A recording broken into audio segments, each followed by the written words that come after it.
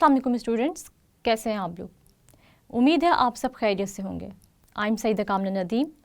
I am your biology teacher for class 9th. Today we are going to discuss some fun facts about chapter number 3 biodiversity. Students, आज हम पढ़ने जा रहे हैं बहुत ही interesting information. आज मैं ऐसे फन फैक्ट्स आपके साथ डिस्कस करूंगी जो कि चैप्टर नंबर 3 से रिलेटेड हैं।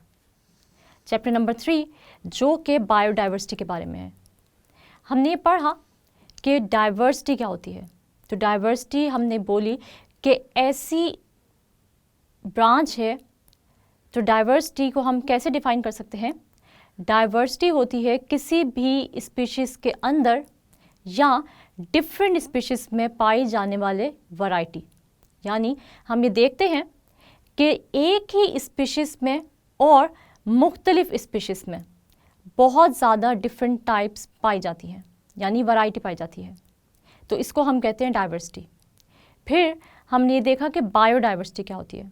तो हमने ये डिस्कस किया कि बायोडाइवर्सिटी डिफरेंट इकोसिस्टम्स में पाई जाने वाली डिफरेंट स्पीशीज़ होती हैं ऑर्गेनिजम्स की।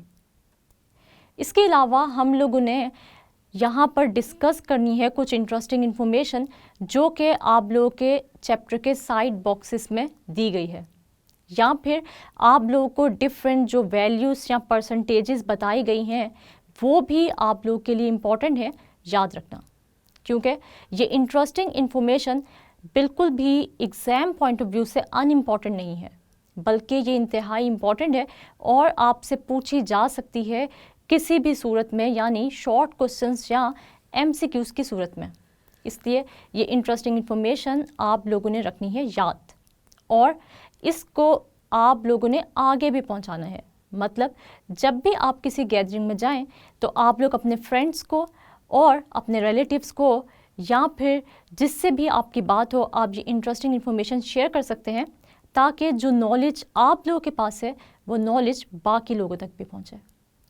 हमने स्पीशीज़ के बारे में पढ़ा, और स्पीशीज़ के बारे में हमने क्या पढ़ा कि ये ऐसे ऑर्गेनिजम्स का ग्रुप होता है जो कि आपस में इंटरब्रीड कर सकता है और फर्टाइल ऑफस्प्रिंग प्रोड्यूस कर सकता है।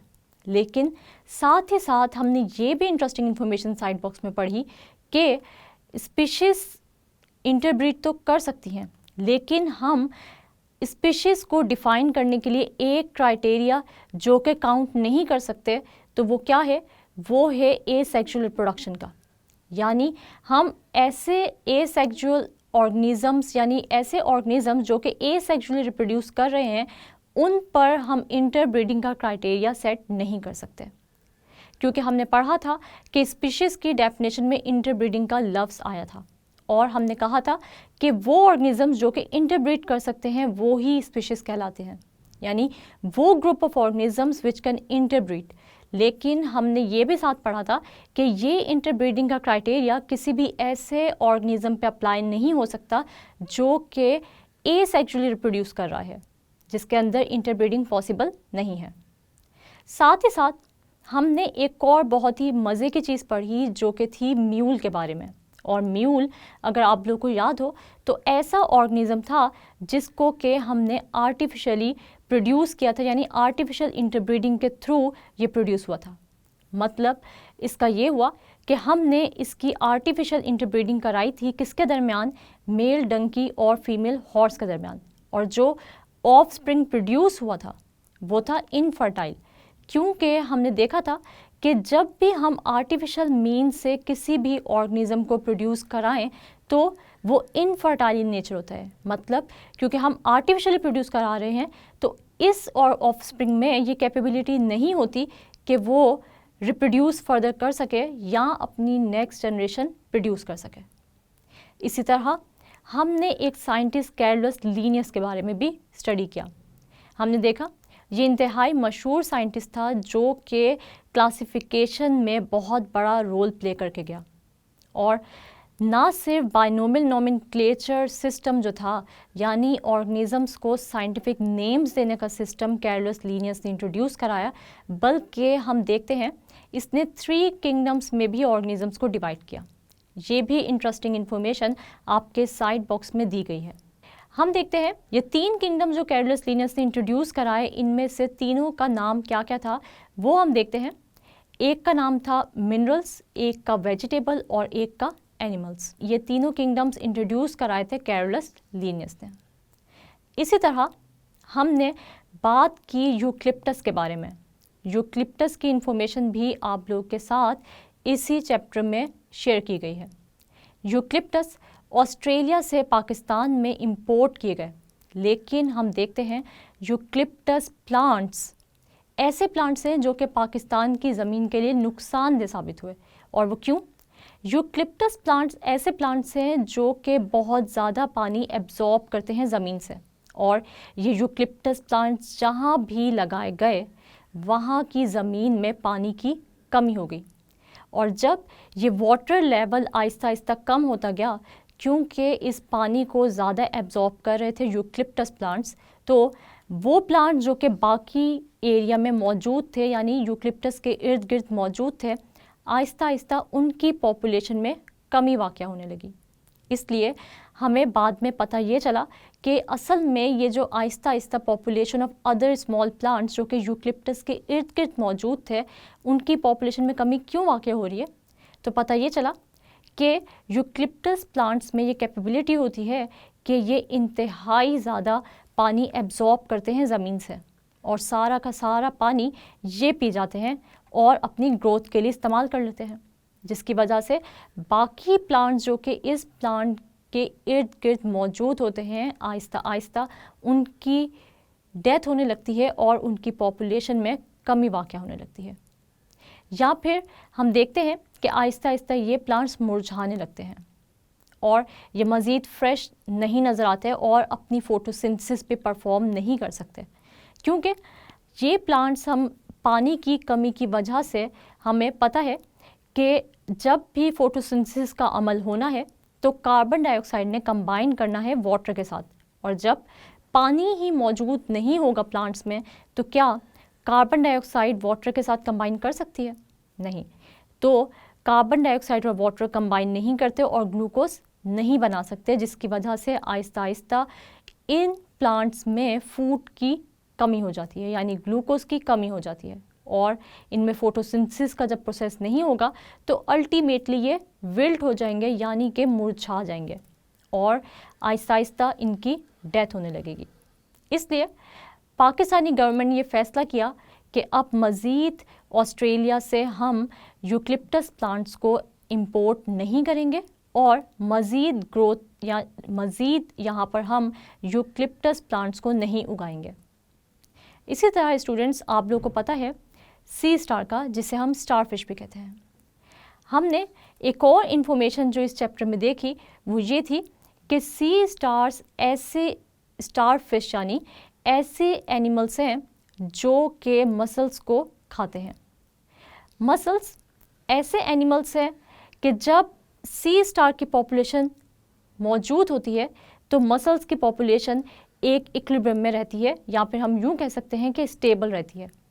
लेकिन जैसे जैसे अगर हम किसी भी ओशन से या फिर कहीं से भी सी स्टार की पॉपुलेशन को कम कर दें, यानी हम पानी से सी स्टार या स्टार फिश को निकाल दें, रिमूव कर दें उस जगह से, उनकी हैबिटेट से, तो आहिस्ता आहिस्ता क्या होगा, स्टार फिश की पॉपुलेशन जब हमने ख़त्म कर दी तो फिर मसल्स की पॉपुलेशन बढ़ जाएगी, और जब मसल्स की पॉपुलेशन बढ़ेगी तो वहाँ पर मौजूद छोटे एनिमल्स के लिए ख़तरनाक साबित होगी, क्योंकि अब मसल्स की बढ़ती हुई पॉपुलेशन को ज़ाहिरी सी बात है खुराक भी चाहिए, और वो फीड करेगी अपने से छोटे एनिमल्स पर, और इस तरह मसल्स की पॉपुलेशन ख़तरनाक साबित होगी अपने से छोटे एनिमल्स के लिए, और आहिस्ता आहिस्ता इस पानी में मौजूद बाकी जो छोटे एनिमल्स हैं उनकी पॉपुलेशन बहुत ही कम हो जाएगी और ख़त्म हो जाएगी।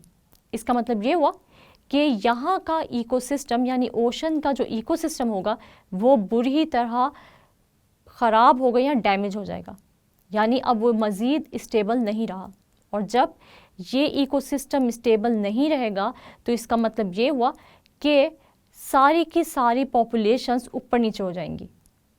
इसका मतलब ये हुआ, जैसे हमने ये पढ़ा था कि किसी भी स्पीशीज़ के रिमूवल से या फिर किसी भी स्पीशीज़ के इंट्रोडक्शन से दूसरी स्पीशीज़ की एक्सटिंक्शन के कॉज होता है।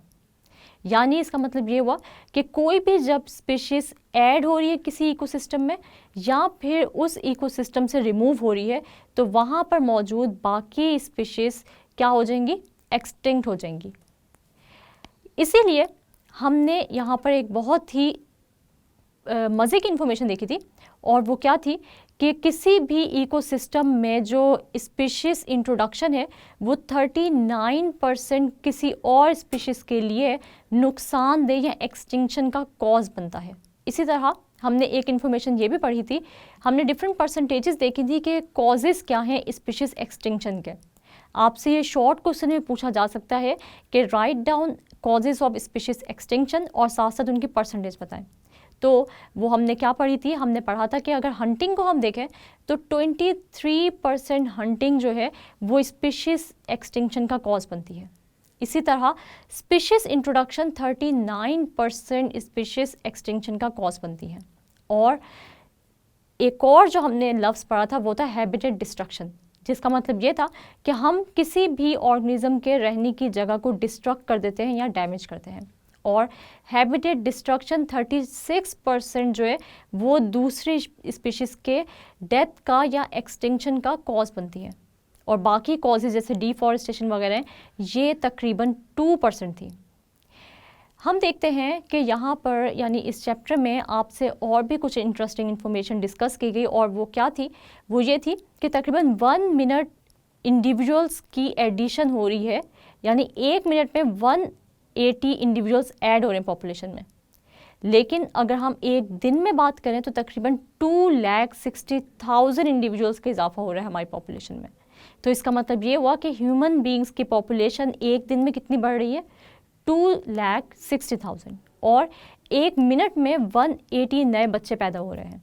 इसका मतलब ये हुआ कि ह्यूमन बींग्स की बढ़ती हुई पॉपुलेशन किस चीज़ का बाइस है, हर ऐसी चीज़ जो कि दूसरी इकोसिस्टम में मौजूद स्पीशीज़ है उनकी हैबिटेट डिस्ट्रक्शन, साथ साथ उन स्पीशीज़ को आहिस्ता आहिस्ता इंडेंजरमेंट की तरफ लेके जा रही है, और इन स्पीशीज़ की एक्सटिंक्शन का भी बाइस है। मतलब जैसे जैसे ह्यूमन बींग्स की पॉपुलेशन बढ़ती जाएगी वैसे वैसे पोल्यूशन भी बढ़ती जाएगी, और जैसे जैसे पोल्यूशन बढ़ेगी वैसे वैसे दूसरे जो स्पीशीज़ हैं उनकी हैबिटेट डिस्ट्रक्ट होगी, और आहिस्ता आहिस्ता ऐसा वक्त आ जाएगा कि ये स्पीशीज़ बिल्कुल एक्सटिंक्ट हो जाएंगी दुनिया से। फिर हमने बहुत सारी ऐसी स्पीशीज़ देखी जो कि एक्सटिंक्ट हो चुकी हैं और इंडेंजर्ड है। इनमें से यहाँ पर आपके चैप्टर में कुछ स्पीशीज़ के नाम भी दिए गए हैं जो कि एक्सटिंक्ट हैं और इंडेंजर्ड है। हमने देखा कि मार्को पोलो शीप एक इंडेंजर्ड स्पीशीज़ है। इसी तरह इंडस डॉल्फिन की अगर हम बात करें तो तकरीबन अब इंडस रिवर में सिर्फ और सिर्फ 600 स्पीशीज़ इंडस डॉल्फिन की बच गई हैं। इसी तरह मार्को पोलो शीप की भी बहुत ही कम स्पीशीज़ जो हैं वो 2 डेकेड्स में अगर हम देखें तो वो बहुत ही कम रह गई हैं, और इनकी वजह क्या है, हंटिंग या फिर हैबिटेट डिस्ट्रक्शन या पोल्यूशन। इन सब चीज़ों की वजह से आहिस्ता आहिस्ता हम देखते हैं कि मार्को पोलो शीप हो, इंडस डॉल्फिन हो, ब्राउन बियर हो, या फिर हम देखें लायन, टाइगर, चीता, ये सब के सब आहिस्ता आहिस्ता इंडेंजर्ड हो रहे हैं। फिर हमने एक बहुत ही इंटरेस्टिंग डेफिनेशन पढ़ी थी जो कि थी रेड लिस्ट के बारे में। और रेड लिस्ट के बारे में हमने पढ़ा था कि IUCN और WWF ने मिलकर एक लिस्ट बनाई जो कि थी ऐसी लिस्ट जो कि मुश्तमिल थी इंडेंजर्ड स्पीशीज़ पर। और फिर हमने ये भी देखा कि UN समिट के अंदर सबसे ज़्यादा जिस टॉपिक पे बात की जाती है वो है बायोडाइवर्सिटी का लॉस। और हमने यहाँ पर एक और इंटरेस्टिंग इन्फॉर्मेशन पढ़ी थी कि सबसे बड़ा कॉज क्या है स्पीशीज़ एक्सटिंक्शन का या बायोडाइवर्सिटी के लॉस का, तो वो है ह्यूमन एक्टिविटीज़। यानी ह्यूमन बीइंग्स ना तो अपनी हैबिटेट का ख्याल करते हैं और ना ही दूसरी स्पीशीज़ की हैबिटेट का ख्याल करते हैं, और एनवायरनमेंट में पोल्यूशन का बाइस बनते हैं।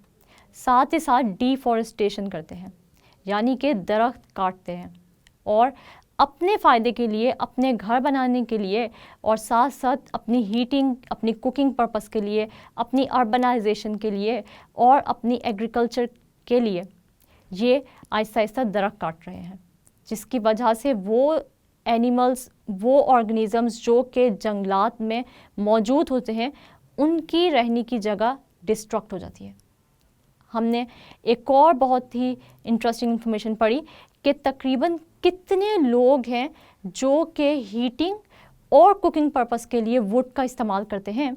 तो हमने ये देखा कि तकरीबन 3 बिलियन लोग ऐसे हैं जो कि कुकिंग और हीटिंग के लिए लकड़ी का इस्तेमाल करते हैं, यानी दरख्त काटते हैं या किसी ना किसी तरह वो लकड़ी जो है वो, या किसी भी तरह वो डिफॉरेस्टेशन का बायस बनते हैं।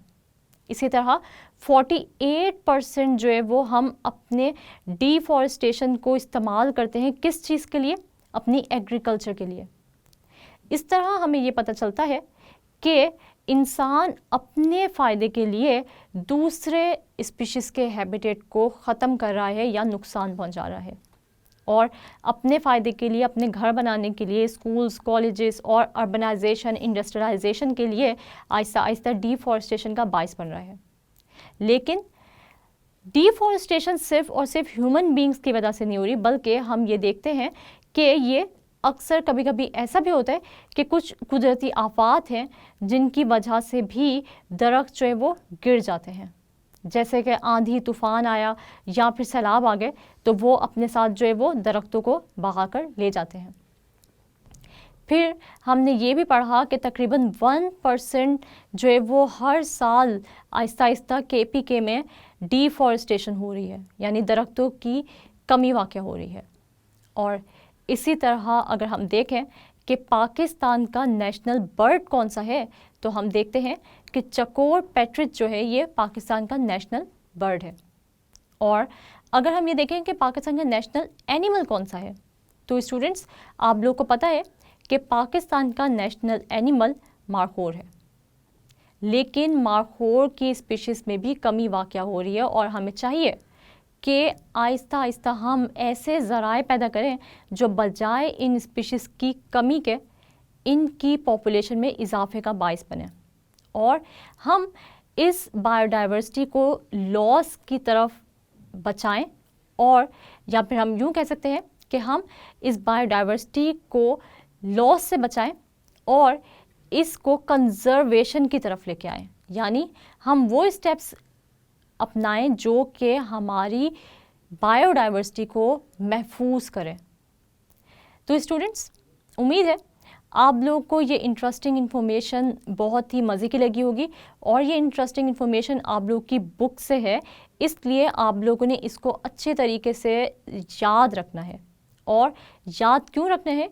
क्योंकि एक तो आप ये नॉलेज आगे दूसरे लोग तक भी पहुंचा सकते हैं, और साथ साथ इससे फ़ायदा ये होगा कि एग्ज़ाम में भी अगर आपको यहाँ से कोई भी MCQ पूछा जा सकता है या शॉर्ट क्वेश्चन आ जाता है, तो आप लोगों को ये इन्फॉर्मेशन याद हो और आप लोगों को अपना पेपर करने में बहुत ही आसानी हो, किसी किस्म की भी मुश्किल का सामना ना करना पड़े। स्टूडेंट्स आज के लेक्चर में हम लोगों ने कुछ इंटरेस्टिंग इन्फॉर्मेशन देखी जो कि आप लोग के चैप्टर नंबर 3 से रिलेटेड है। हमने देखा कि बहुत सारी ऐसी इन्फॉर्मेशन जो आपके जानने के लिए बहुत ज़रूरी थी और जो आपके लिए बहुत ज़्यादा इंटरेस्टिंग भी साबित हुई होगी, वो हमने आज के लेक्चर में डिस्कस की। आप लोग को बताया कि बायोडाइवर्सिटी से रिलेटेड क्या क्या फन फैक्ट्स हैं, मतलब ऐसी इन्फॉर्मेशन जो कि इस चैप्टर से रिलेटेड थी, वो सब के सब आप लोगों के पास होनी चाहिए। और जब भी आपसे कोई भी बायोडाइवर्सिटी के बारे में पूछे तो आपके पास ऐसी नॉलेज हो जो कि आप दूसरे लोगों तक पहुंचा सकें और लोगों को पता चल सके कि आप लोग बायोलॉजी के स्टूडेंट्स हैं, क्योंकि बायोलॉजी के स्टूडेंट्स के पास ऐसी एक्स्ट्रा इन्फॉर्मेशन और इंटरेस्टिंग इन्फॉर्मेशन भी होनी चाहिए जो कि जब भी वो किसी अपने दोस्तों में, अपने रिलेटिव्स में या किसी भी गैदरिंग में बैठे तो लोग उससे बात करते हुए बहुत ज़्यादा लुत्फ़अंदोज़ हों और लोगों को आपसे ऐसी इन्फॉर्मेशन मिले जो उनके लिए भी बिल्कुल नई हो और बहुत ही इंटरेस्टिंग हो। स्टूडेंट्स, उम्मीद है आपको आज की इंटरेस्टिंग इन्फॉर्मेशन पसंद आई होगी और समझ भी आ गई होगी। नेक्स्ट लेक्चर तक के लिए अपना बहुत सारा ख्याल रखिएगा और मुझे दुआओं में याद रखिएगा। तब तक के लिए अल्लाह हाफ़िज़।